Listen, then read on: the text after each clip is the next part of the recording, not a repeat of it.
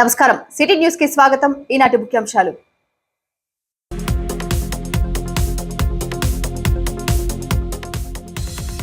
నదుల అనుసంధానంతో రాష్ట్ర సస్యశ్యామలం.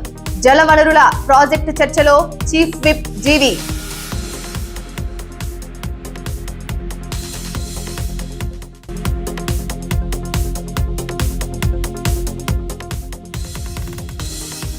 రొంపిచెర్ల మండలంలో ఎక్సైజ్ సిబ్బంది దాడులు, అక్రమ మద్యం సీసాలు స్వాధీనం.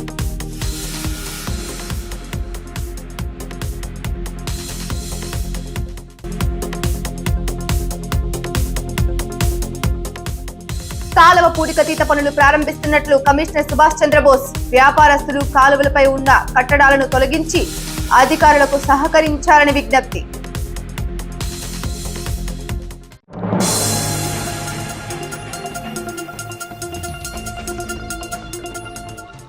పోలవరం ప్రాజెక్టు నదుల అనుసంధానం సహకారం చేయడం ద్వారా రాష్ట్రాన్ని సస్యశ్యామలం చేయడమే లక్ష్యంగా కూటమి ప్రభుత్వం పనిచేస్తుందని అసెంబ్లీలో జల వనరుల ప్రాజెక్టుపై జరిగిన చర్చలో చీఫ్ విప్ జీవి అన్నారు.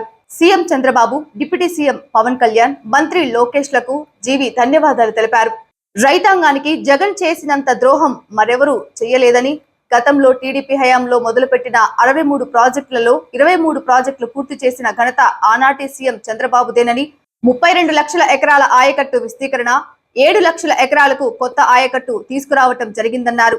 పోలవరం ప్రాజెక్టు రివర్స్ టైలరింగ్ పేరుతో సర్వనాశనం చేశారని, రాయలసీమకు టీడీపీ ప్రభుత్వం 12,441 కోట్లు ఖర్చు చేస్తే జగన్ ప్రభుత్వం 2,000 కోట్లు మాత్రమే ఖర్చు చేసి చేతులు దులుపుకుందని దుయ్యబట్టారు. ధన్యవాదాలు అధ్యక్ష. చంద్రబాబు నాయుడు గారి దర్శకత్వంలో ఈ రాష్ట్రాన్ని ఒక స్వర్ణాంధ్రప్రదేశ్గా తీర్చిదిద్దాలి, ఒక కరువు రహిత రాష్ట్రంగా తీర్చిదిద్దాలని ఒక మహా లక్ష్యంతో ఈ ప్రభుత్వం ముందుకు నడిచింది అధ్యక్ష. గతంలో 2014-19 మధ్య ఆ రోజు ఈ లక్ష్యాన్ని, ఈ మహాయజ్ఞాన్ని సాధించడంలో నేను కూడా ఆ రోజు ఒక శాసనసభ్యుడిగా మరి దీనిలో పనిచేశాను అధ్యక్ష.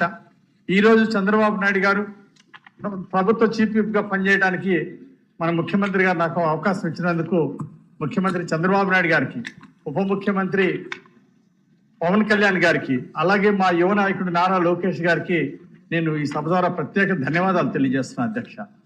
ఎందుకంటే ఒక మహాయజ్ఞం, ఒక మహాసంకల్పంతో ఈ రాష్ట్రాన్ని స్వర్ణాంధ్రప్రదేశ్గా తీర్చిదిద్దాలనే లక్ష్యంతో ముందుకెళ్తా ఉంది ఈ ప్రభుత్వం. గతంలో 2014-19 మధ్యలో 7 లక్షల కోట్లు ఆ రోజు బడ్జెట్ ఉంటే ఈ రాష్ట్రాన్ని కరువు రహిత రాష్ట్రంగా తీర్చిదిద్దడం కోసం 68,293 కోట్ల రూపాయలు ఆ రోజు 5 సంవత్సరాల్లో బడ్జెట్ కేటాయించడం జరిగింది అధ్యక్ష. అలాగే 62 ప్రాజెక్టులు పూర్తి చేయాలనే సంకల్పంతో మరి మొదలు పెట్టడం జరిగింది. దానిలో 23 ప్రాజెక్టులు పూర్తి చేసినటువంటి ఘనత ఆ రోజు చంద్రబాబు నాయుడు గారి ప్రభుత్వానికి దక్కింది అధ్యక్ష. 68,000 కోట్లు ఖర్చు పెడితే జగన్మోహన్ రెడ్డి గారు కేవలం 2.7% మాత్రమే బడ్జెట్ లో ఖర్చు చేశారు అధ్యక్ష సాగునీటి మీద.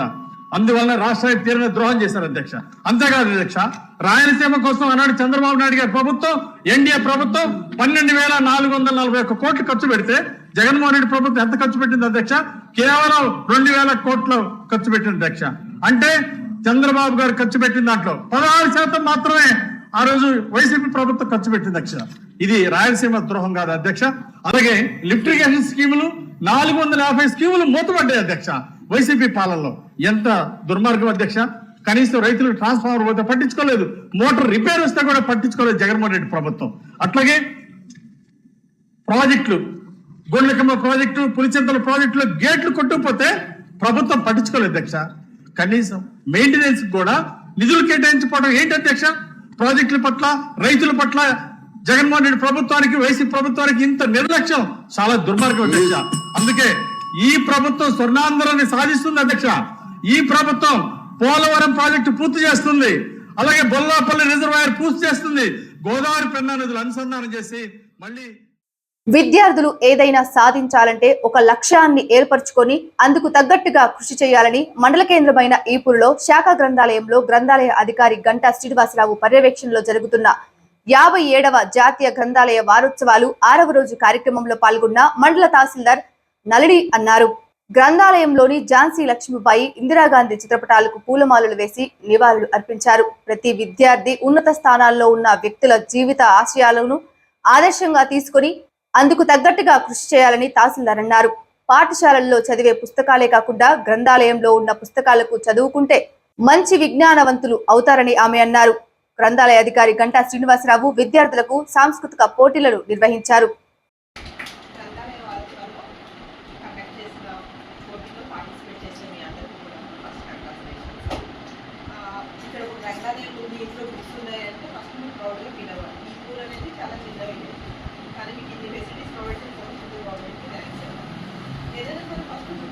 చదవడం అలవాటు చేసుకోండి. రోజు వాటి మూలంగా ఏంటంటే ఎక్కువ నేనే చెప్తున్నాను, నేనే దానికి ఎడిట్ అయిపోతున్నాను. నైట్ చదివేదానికి ఇక్కడ పుస్తకం చదవకుండా ఫోన్ చూస్తున్నాను.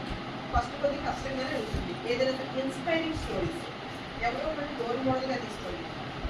ఇప్పుడు ఏరోస్పేస్ అటువైపు వెళ్ళాలి, స్పేస్లోకి వెళ్ళాలి, సునీత విలియమ్స్, కల్పన ఇలాంటి వాళ్ళు. అలాగే మన అబ్దుల్ కలాం గారి బుక్స్ అంటే కష్టపడి పైకి వచ్చిన వాళ్ళు, మనలాగా ఉన్నవాళ్ళు, అంటే ఏమి ఎటువంటి ఫెసిలిటీస్ లేకుండా వారి కూడా పల్లెటూళ్ళలో ఉన్నా సరే చాలా మంది వాళ్ళ ఇష్టాన్ని ఏదైతే ఉందో దాన్ని కష్టపడి సాధించారు. అవి మనకి ఏదైనా ఒక చేయాలి అనుకున్నప్పుడు మనకి మన వల్ల అవుతుందా, లేదులే, మనకి ఎటువంటి కోఆపరేషన్ లేదులే అని చెప్పి మనం అనుకుంటాం. అలా కాకుండా మీరు ఎవరైనా సరే మీకు నచ్చినవి ఇన్స్పైరింగ్ స్టోరీస్, సినిమా యాక్టర్స్ గురించి వాటి గురించి కదా, వాళ్ళ గురించి ఆ స్టోరీస్ నేను చదవని చెప్పలేదు. మీకు ఇన్స్పైర్ చేసే లైఫ్ స్టోరీస్ ఉంటాయి, అవి తీసుకుని చిన్నగా చదవడం అలవాటు చేసుకోండి. అప్పుడు ఏంటంటే మీకు మోటివేషన్ వస్తుంది, మేము సాధించాలి, మేము ఒక్కళ్ళే కాదు, మీతో పాటు ఇలాంటివి చాలా మంది ఫేస్ చేశారు, ఎటువంటి ఫెసిలిటీస్ లేకుండా, ఎటువంటి ఎంకరేజ్మెంట్ లేకుండా అని చెప్పి మీకు తెలుస్తుంది. అందరూ కూడా చక్కగా మీ భవిష్యత్తు ఎలా ఉండాలి అని చెప్పి కలలు కలండి. ఒక మంచి పొజిషన్ ఊహించుకోండి. ఒక ఐపీఎస్ ఆఫీసర్స్, లేకపోతే ఒక పైలట్, ఒక ఇంజనీర్, ఒక డాక్టర్, ఒక రోల్ మోడల్. ఫస్ట్ మీరు సెట్ చూసుకోండి, నాకు ఇలా కావాలి అని చెప్పి అది సాధించడానికి కష్టపడండి. చుట్టూ ఉన్న వాటిని మీరు మీకు అనుకూలంగా మార్చుకోండి. కష్టపడండి, కష్టపడండి, కష్టపడండి. సక్సెస్కి ఎటువంటి షార్ట్ కట్స్ ఉండవు. Nothing is short cut to the success, only the hard work is the short cut to the success. సక్సెస్కి సాధించాలి అంటే హార్డ్ వర్క్ ఒక్కటే దానికి షార్ట్ కట్. కష్టపడాలి, కష్టపడకుండా ఉంటే ఏది రాదు. ఓకేమా? గుంటూరు ఎన్ఫోర్స్మెంట్ అసిస్టెంట్ కమిషనర్ ఆదేశాల మేర ఎక్సైజ్ సిబ్బంది మండల కేంద్రమైన రొంపిచెర్ల ఆకస్మిక దాడులు నిర్వహించి అక్రమ మద్యం అమ్ముతున్న జి సుబ్బారెడ్డి, కృష్ణారెడ్డిలను అదుపులోకి తీసుకుని వారి నుండి సుమో క్లాసిక్ విస్కీ 22 స్వాధీనం చేసుకుని కేసు నమోదు చేశారు. మద్యం విక్రయదారులు ఎంఆర్పి రేట్లకు మాత్రమే మద్యం సీసాలను విక్రయించాలని, ప్రభుత్వ నియమ నిబంధనలు పాటించాలని అన్నారు.